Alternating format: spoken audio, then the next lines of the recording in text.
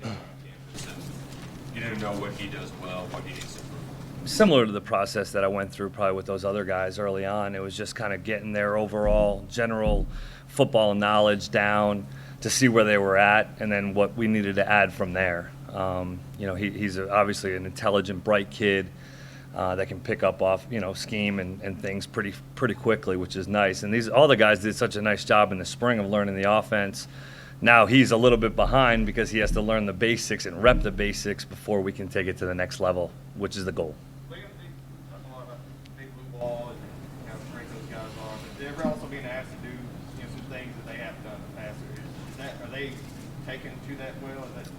Yeah, absolutely. I mean, they've been so physical here for the last few years, which is really nice to come in and have as a new offensive coordinator. Now, how do we get these guys in space a little bit to run and use their athleticism, which they all do have? And as Coach Stoops mentioned earlier, we have a depth at the position, which is nice to maybe be able to do some different things and sub those guys in to keep them fresh. But definitely doing some different schemes, gets those guys in space and doing some things that they haven't probably done in the past is nice to see. Liam, Isaiah Cummings just moved tight end. Is he a guy you think can help you all this year? And what does he, bring to the position from that receiver background? That's not with Pete now. That was kind of your also how you spread out a little bit from that position. Do you think he can kind of fill that role? I think it ultimately will come down to what Isaiah can handle. We'll try to put him in a position right now, obviously transitioning from a true outside skill player to a big skill player is a bit of a difference. Love the matchup possibilities on, potential bigger skill players on the defensive side of the ball, but also we got to put him in a position to be successful within the run game. And what we're asking of him needs to be smart, specifically in the first half of the training camp as he transitions. But the more he can handle, the more he can do, the more he'll be a weapon for us. What percentage of where you think the starting quarterback position would be? How sure are you of that? And is one guy over another right now? Well, not being able to see Will throw live all since he's gotten here, I really don't have that idea, I guess. I mean, we'll tell today. We'll know a little bit more today after the first few practices. As Coach Stoops mentioned, I think that it's a great opportunity to build the depth that we have in the room, but also we're not in a hurry. We want to make this decision right and pick the best player to lead our offense, and ultimately your quarterback should be a face of your program. So we're process. It's a process, but we'll see today. It'll be fun to watch.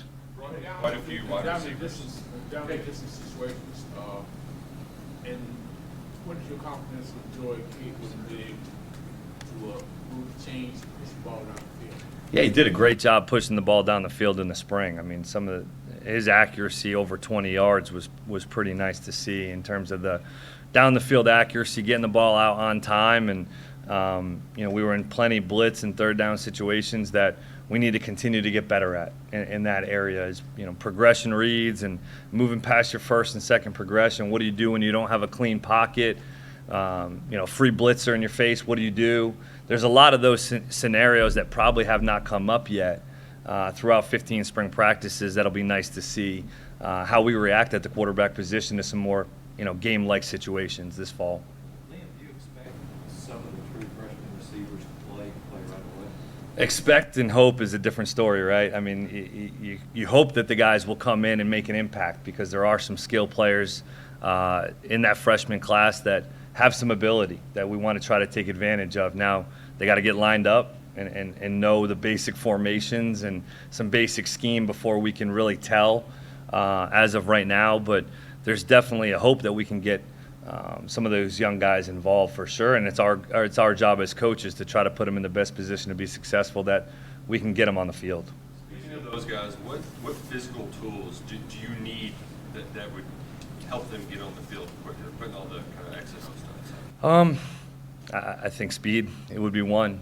I think we need to continue to get faster, as Coach Stoops mentioned, and to try to get some guys to push the ball down the field a little bit more than that we've been used to. So it's really what they can handle. Okay, DeKel, he's a speed guy. How do we get him down the field and try to take advantage of his skill set? If he doesn't truly know the full offense coming out of training camp, it's our job as an offensive staff to get him ready to do so. So really just trying to pick what they do best after this training camp, and it's like, okay, are they ready to go play in a SEC football game? If they're not, hey, we take it a day at a time. But the goal is to try to get those guys ready. Is playing two quarterbacks start the season an option at all, or is it just we got to have one?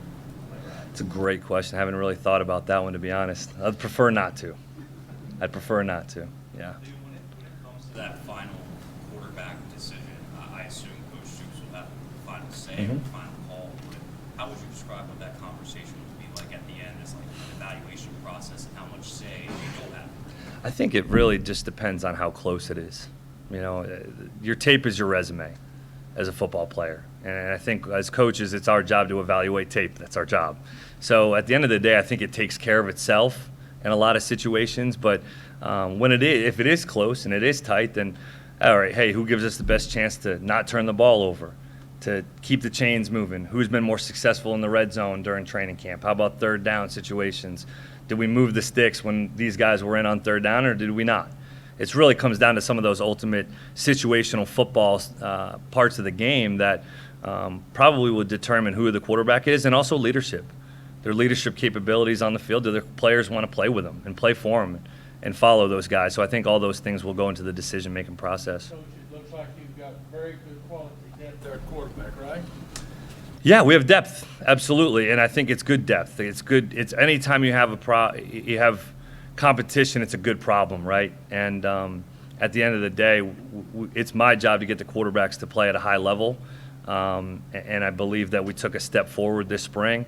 But there's always going to be competition. We're always going to look for, hey, who's going to give us the best chance to win, regardless of class, regardless of how long they've been here or have not been here. It's our job to put this team in the best position to be successful.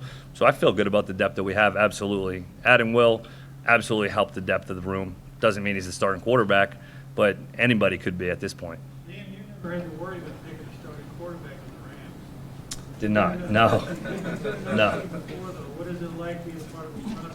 Yeah, I've been a part of this exact process, to be honest with you, my last year at Maine, and we ended up starting a redshirt freshman. And there was an incumbent senior who had played a lot of reps, and at the end of the day, you make the best decision for your program, and those are going to be difficult conversations to have at times. It's never fun to tell somebody who has probably played quarterback their entire life that they're not going to be the guy. That's hard. It's a difficult conversation to have. It's not one you ever really truly want to have, but it is necessary. And I think the guys that we have in this room are mature enough to handle whichever way it goes, and they'll believe that whatever we're doing is in the best interest of the team. Okay, folks, thank you very much. Appreciate it. Thank you, guys. You head down to the field when you go down the elevator.